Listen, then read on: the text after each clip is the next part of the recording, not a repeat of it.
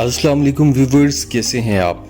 शादी का रिश्ता एक ऐसा रिश्ता है जिसका ताल्लुक सिर्फ दो इंसानों के साथ नहीं बल्कि दो ख़ानदानों के साथ होता है।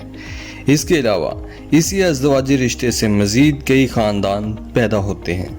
इस ताल्लुक को जोड़ने से पहले मेल और फीमेल को एक दूसरे के बारे में जानना ज़रूरी है।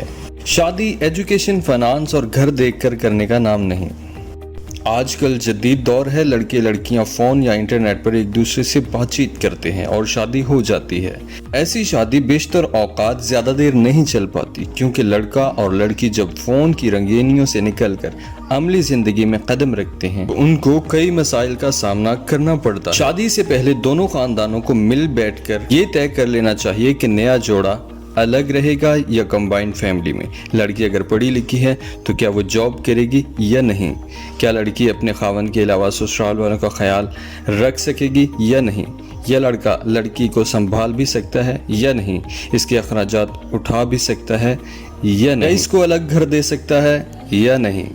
ये सारी बुनियादी बातें आजकल के जदीद दौर में घर उजड़ने का सबब बनती हैं। शादी से पहले लड़के और लड़की को कुछ मेडिकल टेस्ट करवाना भी लाजमी है ताकि उनकी शादीशुदा ज़िंदगी बिगड़ ना जाए।